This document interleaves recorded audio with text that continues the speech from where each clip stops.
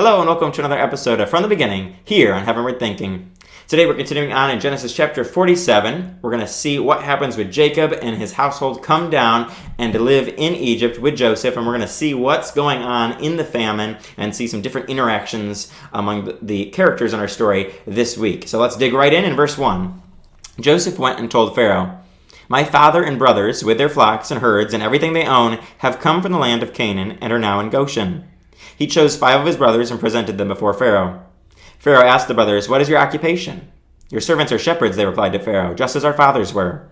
They also said to him, "We have come to live here for a while because the famine is severe in Canaan and your servants' flocks have no pasture.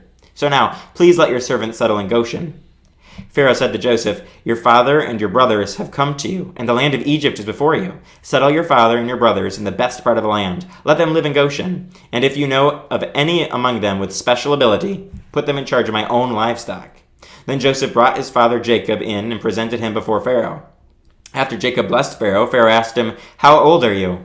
And Jacob said to Pharaoh, "The years of my pilgrimage are 130. My years have been few and difficult, and they do not equal the years of the pilgrimage of my fathers." Then Jacob blessed Pharaoh and went out from his presence. So Joseph settled his father and his brothers in Egypt and gave them property in the best part of the land, the district of Ramses, as Pharaoh directed. Joseph also provided his father and his brothers and all his father's household with food according to the number of their children. There was no food, however, in the whole region because the famine was severe. Both Egypt and Canaan wasted away because of the famine. Joseph collected all the money that was to be found in Egypt and Canaan in payment for the grain they were buying, and he brought it to Pharaoh's palace. When the money of the people of Egypt and Canaan was gone, all Egypt came to Joseph and said, "Give us food. Why should we die before your eyes? Our money is all gone."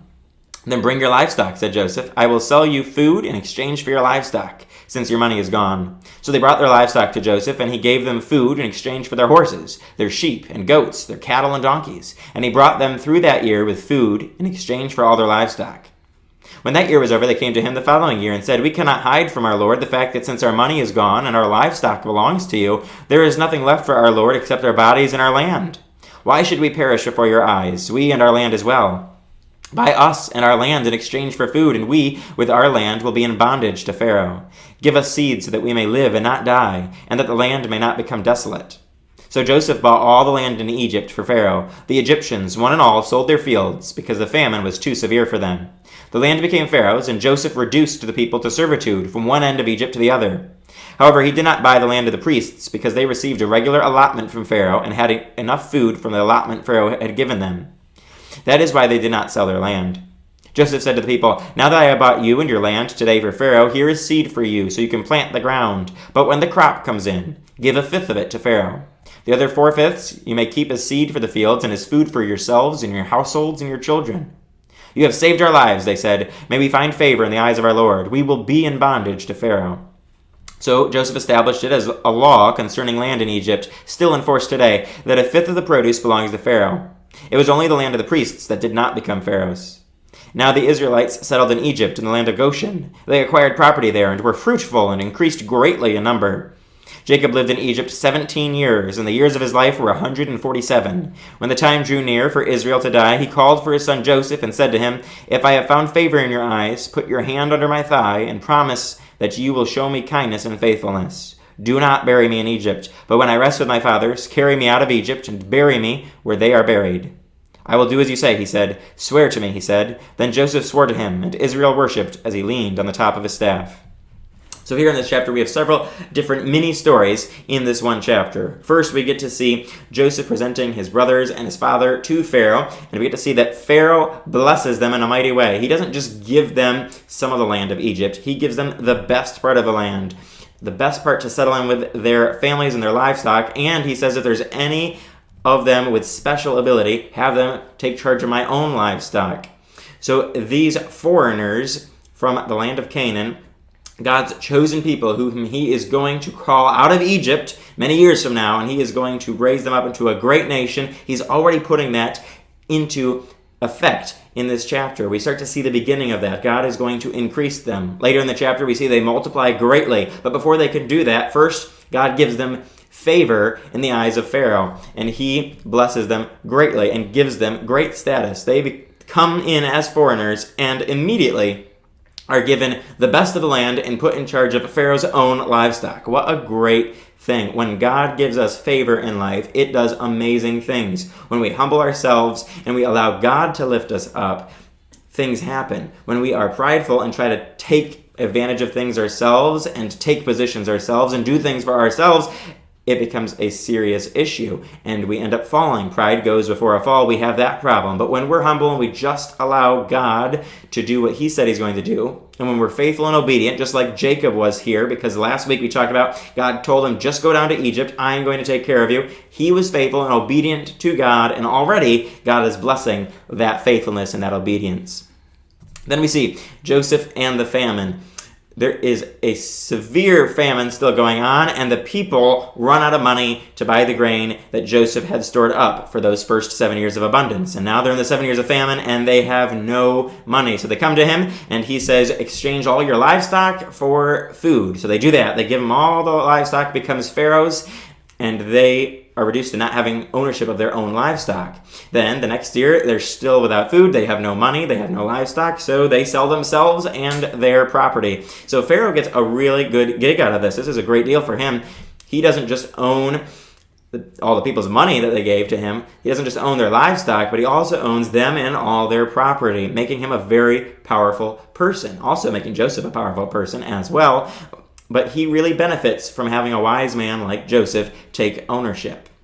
And while it may seem like a harsh thing that now these people have to give Pharaoh a fifth of whatever crops they get each year, and it was something that went into effect year after year after year, even after the famine, it actually saved their lives. And the people even say this to Joseph. They say, you have saved our lives. May we find favor in the eyes of our Lord. We will be in bondage to Pharaoh.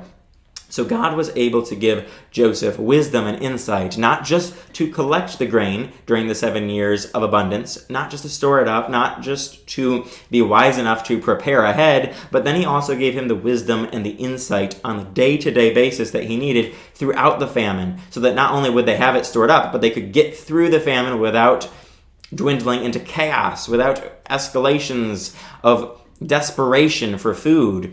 Joseph was able to provide the food for the people, and he was able to do it in a way that didn't resort in chaos or civil war or all kinds of other things where if it happened in today's world, we'd all be fighting over the food. God gave him the wisdom to keep the nation intact and really save the world. The whole area was coming to Egypt at this time to get food. So we're seeing that God is doing amazing things. He used this whole story to get Joseph into a place where he would be in the right place, the right time, with the right attitude, that humble spirit he had, that obedience he had, developed during his time in Egypt. And now God is able to use him to really save the world and to provide for his chosen people.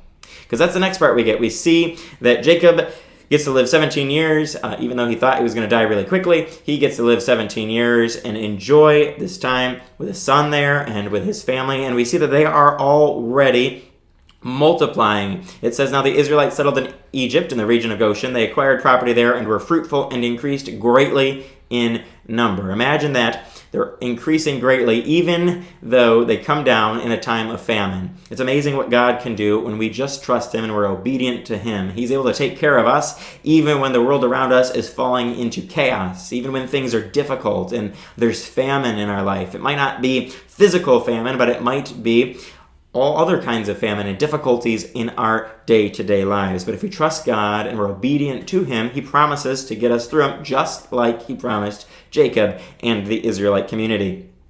Then we see that before Jacob dies, he makes Joseph swear to him that he will not bury him in Egypt, but will bury him with his fathers. He wants to rest with his fathers outside of Egypt, and he agrees to do that. And then he worships as he leans on the top of his staff, setting up what we're going to talk about next week, where he is going to bless Joseph's children. And we'll talk about that story next week. But I want to encourage you this week to really look at the past couple weeks. The past couple weeks really go well together, where we see that God blesses us as we are being faithful and obedient to Him. The road's not always easy. We've seen Jacob go through some really hard things, and Joseph go through some really hard things, and even his brothers go through hard things. But in the end, when they were obedient to God, God led them through it and made them stronger and increased and multiplied them, just as He promises to do in our own lives today. Well, I want to encourage you with this week and ask you to join us next week as we continue on and finish off the last couple chapters here on From the Beginning on Heavenward Thinking.